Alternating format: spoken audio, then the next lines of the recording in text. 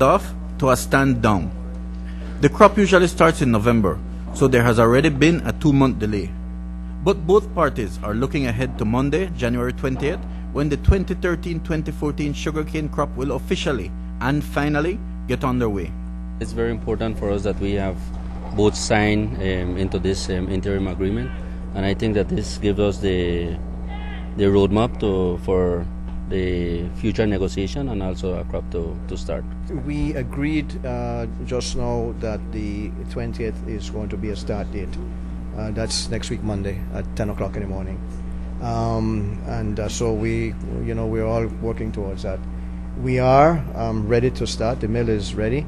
The fields side has a more difficult challenge with the road conditions, but they are going to see how best they can sort that out with the government that has committed to repairing the roads in earnest. That commitment by government, or more accurately, they're keeping that commitment and treating the matter with urgency, is crucial to the crop. Sugar roads in some branches are impassable, and if farmers can't deliver cane to the mill, then it negates the accomplishment of actually getting to this point.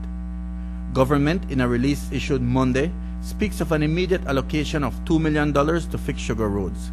It's a good start, but not exactly enough. Well, I think that that was a figure that the Prime Minister gave us when we had a meeting with him.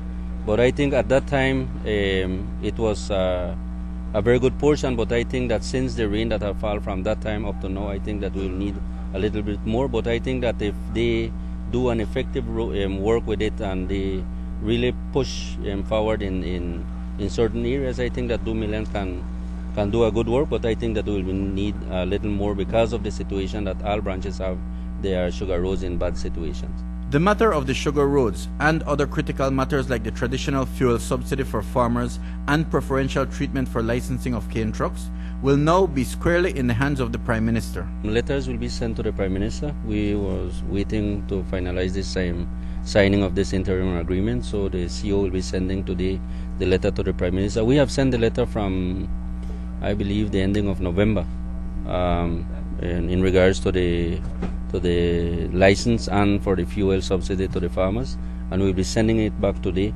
so that with a copy of the interim agreement, and we are also sending a letter to the Prime Minister in regards to the fixing of the sugar roads. So now all the talking is done, and it is time to work to save the crop and the industry. Both parties are working on good faith terms, which makes for a somewhat uneasy partnership. The BSCFA has, in good faith, committed to a crop without interruption, and the BSI has, in good faith, committed to pay farmers for bagasse. We never played games. I think it was very clear from the start that we said that we would negotiate the quantum and then commit to a payment. I think there has been a great misunderstanding, there has been some confusion, but I think that time will tell where we're going to be towards the end of crop once we have determined the quantum, that there will be a payment. The negotiations to arrive at that payment will be carried out in tandem with the crop. I can tell you it hasn't been easy, but I think that I always think that there's ways of getting some sort of value in obstacles.